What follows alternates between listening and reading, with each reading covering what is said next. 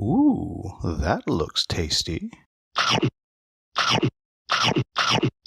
Welcome, folks. Today, the Hungry Gamer is back with another preview, and today we are talking about Dreamworld, an unconscious mind card game designed by Johnny Pack and with art by Andrew Bosley and Vincent Dutrait and published by Fantasia Games. Now, for those of you that have no idea what this game is, that is because it's not a crowd-funded game. Rather, it is a companion game that Fantasia Games is releasing along with their crowdfunded project, Unconscious Mind.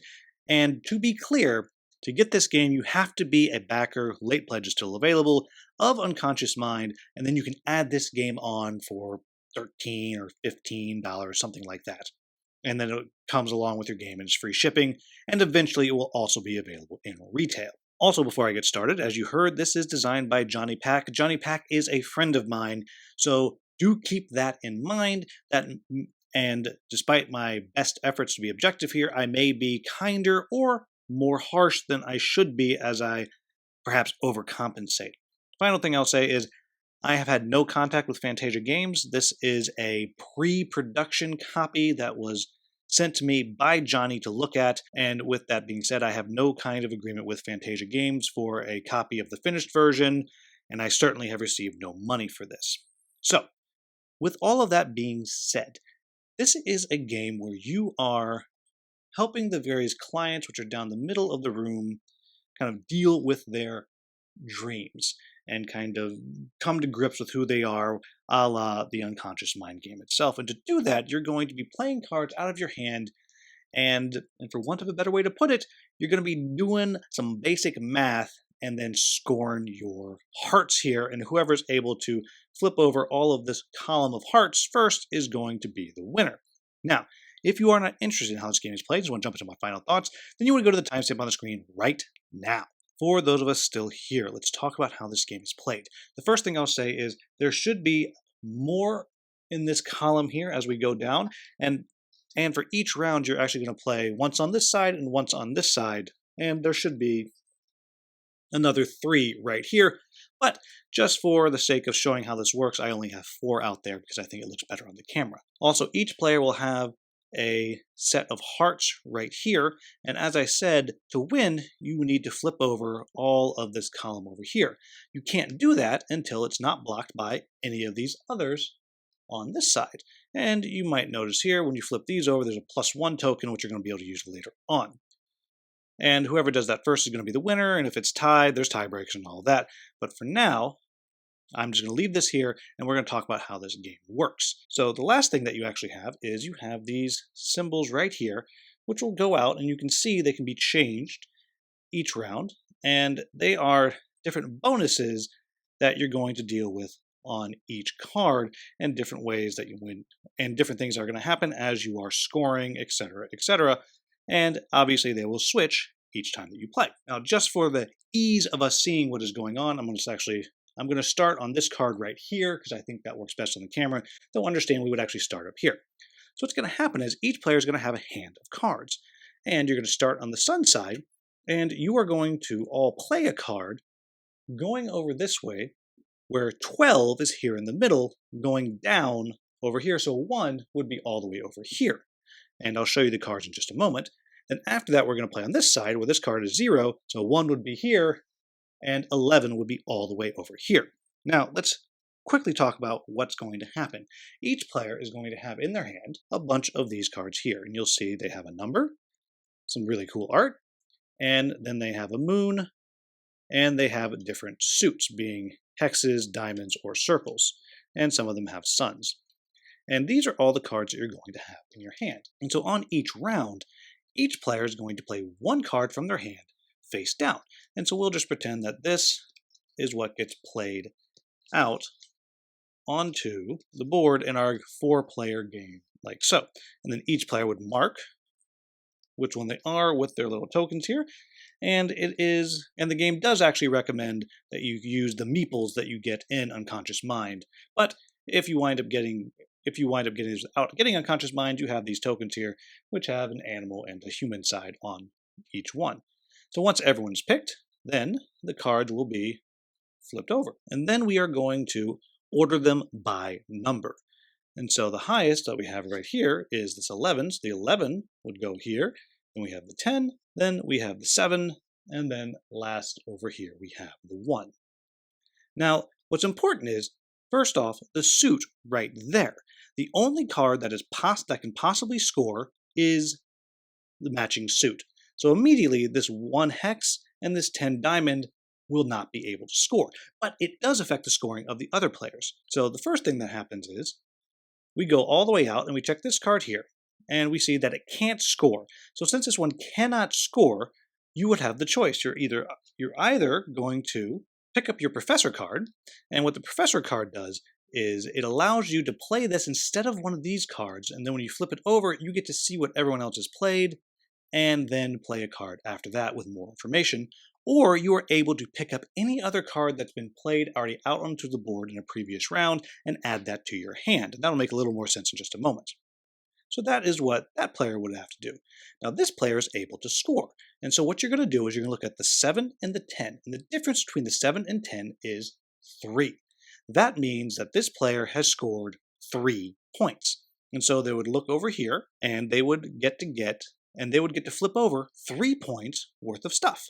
So maybe they want to flip just a single 2 right there, and you'll notice it has a +1 on the back. Or maybe they want to just flip a single 3, and again, it has the +1 on the back.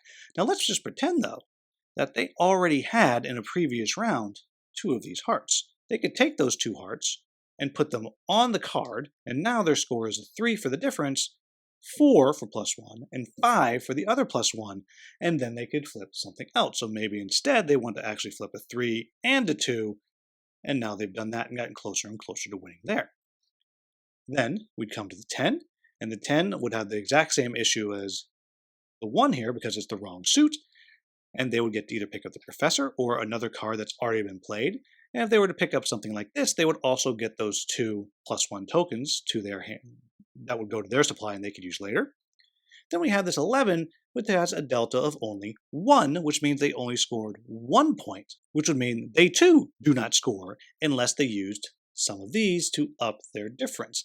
However, there is one more thing. As we notice right here, there is this in play. And what this is telling us is whoever played the closest to the patient right here, or the client, gets -1. So this 11 right here, which should be a 1, is actually a 0 because of this right here. And there's a whole bunch of these, and they're double-sided depending on which side you're going to play it on. So for example, if these were reversed and it was like this, and so for example, this one here says, if your gap is 0 or 1, then you actually get +3. So instead of this being only worth 1 point, it would be worth 4 points. And that's how this game works. You're going to play the sun side, then the moon side. Sun side, moon side, until you get all the way down to the bottom. And if one player has managed to flip over all of their column here, then they will win. Or if you get all the way to the bottom, and you've been unable to flip everything all the way over, whoever has the fewest points will win. In this case, I would have 5 points for having the 2 and the 3 unflipped. And that's how this game works. So what do I like about this game? The first thing that I really like is the art. It reminds me in so many ways of Mysterium with those dreams, almost to the point, and I love Mysterium, I really do. It's one of my favorite, I call it a party game, it's a little bit heavy, but whatever. It's one of my favorite party games, and the reason I love it is the art and those dreams. And these dreams are every bit as amazing as those. And that is the highest praise that I can possibly give of dream art. It's awesome. Just awesome. That aside. The next thing that I really do like about the game is just the core mechanic. This delta, as you're trying to figure out what your points are and you're trying to read the other players, trying to see if they're just going to go for the big score or they're thinking that you're going to go for the big score and they're trying to screw you over. Well, it's really clever because I don't have any other games that does anything like it. I'm sure they exist, but I don't know them. I've literally never played a game that does something like that, and I think that is super, super cool. Can't argue that. And along with that, I think they've done a very clever thing with how you deal with not scoring. Because if you can't score, then you get rewarded. You can either take any card off the table, which is a way for you to shore up something you're missing. Maybe you're out of hexes. Well, there's a hex card you can take, and you get with it all of those bonus scoring tokens on there that may be already on there. And that's really, really cool. But at the same time, it's hard to decide if you want that or just to pick up your professor so you can have all of the knowledge before you play. It's exceedingly clever, and all of that is wrapped up in a game that you can finish in 20 minutes, which is just, well, is just awesome. Then the last thing I'm going to say that I like is I love that it's a very small box. It's a big game in a small box, which means it's easy for me to take somewhere. It's easy to travel with, and that's just what I'm looking for so often in games these days, especially if we're talking about something that is a 20, 30, 40-minute game. So all of that I think works really, really well, and I'd be remiss if I didn't say that currently for backers of Unconscious Mind, I believe it's like $15 with free shipping to pick up. So that's awesome. I'm sure it will be a little bit more expensive in retail, but not much. So all of that I think is really, really cool. So what are my quibbles with the game? And I only have a couple. The first one's going to simply be based around the fact that this is a filler game, right? You are messing around with pretty much one mechanic, which is this blind playing of cards and trying to read what other players are doing and messing around with that delta there to get points and then choosing how you spend them. But that's it. That's all you're doing. So you got to be looking for that. So don't make the mistake that this is like Unconscious Mind, which is a huge, massive, sprawling, heavy Euro. This is a filler, period. That is what it is. The next thing I'll say is when I said that this is a big game in a small box, I meant literally. This game takes up a lot of space. In the rules overview that I did, I only had, I think, half of the cards out as far as the column goes going down. It takes up a lot more space than you think it will based on the size of the box. The cards are small, but they're not as small as they can be, and I talked to Johnny, the designer, and because they want you to see the art, so there's a reason for it, but it's bigger than you think it's going to be. Just be aware. You're not playing this on an airplane tray table. Not going to happen. And then my last quibble is with the delta mechanic itself, that what is the difference and using that. For some reason, it just takes longer than you think it's going to take to fully grasp it. And that's nothing necessarily against the mechanic, but I think because it's something that you don't see very often, it takes a gamer, it takes our brains just a little longer just to grab onto it, right? Because for most of us, if I say, oh, it's worker placement, you immediately know what that is. But now we're saying, oh, yeah, you're going to score based on the delta between the cards. And you're like, what? What are you talking about? What does that? And recently at a local convention, I taught 3 other players to play, and all of them are experienced gamers, and it took all of them longer than I would have expected for them to grasp that mechanic. They all got it before the game was over, and it's a 30-minute game, but just something to be aware of. When you first sit down to play, you can be like, what is happening? Why can't I get this? And I think it's simply because it's a mechanic that you haven't seen very much. So there you have it, folks. That is Dreamworld. I like it. I really do. I have told the designer several times that I really think it's fun. I'm really tickled by it, and it's just quick, it's easy. It's just one of those games that I will probably always have with me when I go to conventions because it's small, it's easy to play, it's easy to teach, even if it does take a little while to get it. And I'm just really, really pleased with this little game, and I think you should be too. But there you have it, folks. That is Dreamworld, an Unconscious Mind card game.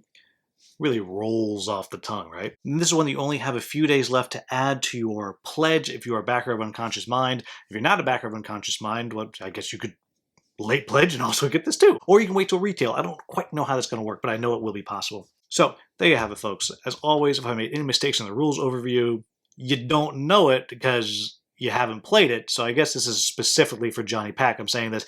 Please let me know in the comments with the timestamp so I can get that into the click on subtitles. As always, if you found this video useful, please like, subscribe, share, maybe become a channel member. As always, thank you so much for watching. Have a wonderful, wonderful day.